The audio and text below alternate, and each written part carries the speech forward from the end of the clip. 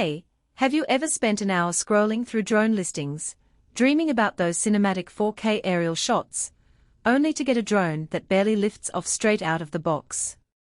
I've been there. The hype on the product page looks amazing, but the real-world experience can feel like a big letdown, especially when the battery drains before you finish a single take. If you're on the fence about dropping money on a camera drone, stick around. The link is in the description if you want to check the product details on Amazon. First off, I'm not going to start this review with a laundry list of specs. Those numbers are easy to find and don't tell you how the drone actually performs when you're trying to capture a sunrise over a lake or follow a moving subject at a park. What matters is whether the drone lives up to the promise of professional 4K Ultra HD without turning your shoot into a headache.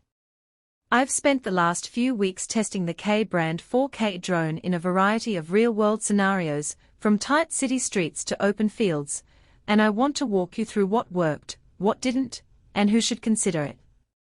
Let's talk about the first thing most beginners worry about: getting the drone airborne safely. The K drone comes with a fairly straightforward launch routine. You press the power button, the propellers spin up, and the device lifts within a couple of seconds.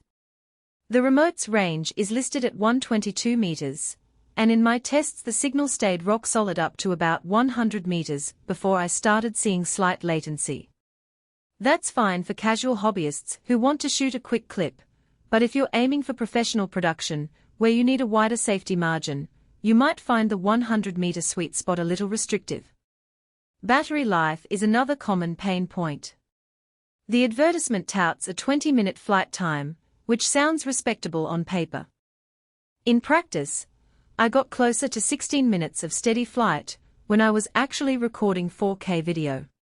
The drone's power draw spikes when you engage the 360-degree rotation for panoramic shots, shaving a minute or two off the total. So, if you're planning a multi-take shoot, factor in the need for an extra battery or two. It's not a deal-breaker, but it's something to budget for. Now, the core promise of any professional camera drone is the video quality. The K drone records 4K at 30 frames per second, and the footage is sharp enough that you can see individual leaves on trees when you zoom in. The real test, however, is how well it handles low-light environments. I tried shooting at dusk and found the camera's sensor does a decent job of maintaining detail, but the noise becomes noticeable when you push the exposure beyond the automatic range. In daylight, the footage is clean and the colors are vivid, especially when you tilt the camera to capture a sunrise over a hill.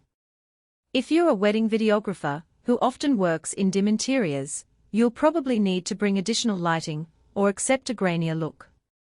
Stabilization is where the K drone shines for the price point. The built-in gimbal does a solid job of smoothing out small bumps from wind gusts, and the footage stays buttery smooth even when you're moving the drone forward at moderate speed. When I tried a fast chase shot of a bike racing down a beach, the footage remained steady for the most part, though the gimbal occasionally hit its limit during rapid direction changes, resulting in a slight wobble. For most hobbyist projects, that wobble is barely noticeable, but if you need Hollywood-level tracking, you'll want a higher-end model with more advanced stabilization algorithms. One feature that many buyers ask about is autofocus reliability. The K drone's autofocus locks fairly quickly when you point it at a static subject, but it can hunt a bit when the subject moves. During a test where I followed a runner through a park, the focus kept adjusting and occasionally lagged behind, which made the runner look a bit soft at the edges.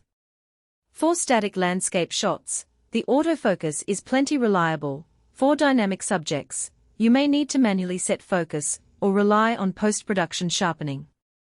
The app controller support is convenient if you prefer using your phone as the primary flight interface.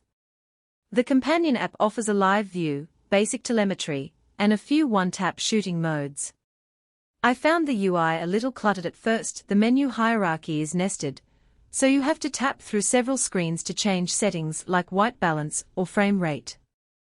Once you get the hang of it, though, the app is responsive and gives you enough control for most creative needs.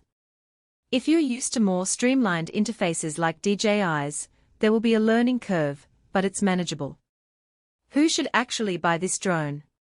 In my opinion, it's a solid middle ground for serious hobbyists who want the jump from a toy drone to something that can produce respectable 4K footage without breaking the bank.